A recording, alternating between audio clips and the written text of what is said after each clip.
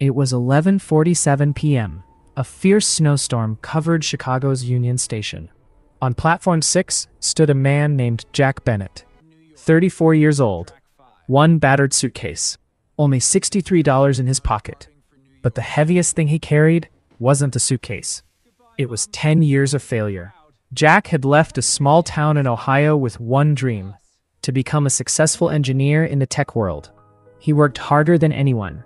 He sacrificed weekends. He risked everything to build his own startup.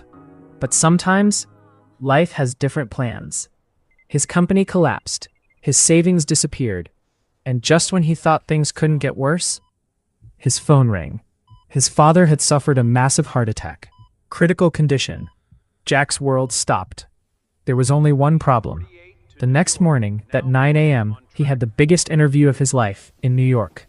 One opportunity, one train, one impossible decision. Then, the announcement echoed through the station. Train 48 to New York, departing in 2 minutes. At that exact moment, his phone lit up. Mom. His hands trembled. If he answered, everything could change. He took a deep breath and picked up. Jack. His mother's voice was shaking. Your dad is awake. The doctors say he's stable. He's going to be okay.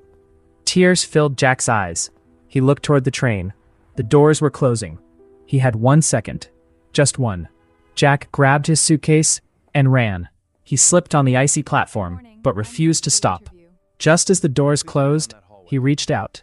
The conductor caught his arm and pulled him inside. The train disappeared into the snowy night. The next morning, exhausted, soaked, still wearing wrinkled clothes, Jack walked into the interview room. One interviewer looked at him and asked, "Mr. Bennett, why would you go through all of this just to be here?" Jack smiled, then quietly replied, "Because life doesn't always give you a second train. Sometimes you only get one chance. And the only people who reach their dreams are the ones who keep running, even when they're afraid." The room fell silent. 3 weeks later, an email arrived. "Welcome to the team." 5 years passed. Jack became the senior director of engineering. He flew his father to watch him receive his promotion. And every winter, he returns to Platform 6. Not because he has to, but because that place reminds him that success doesn't belong to the smartest. It belongs to the people who never stop running. Because sometimes, 1 second can change your entire life.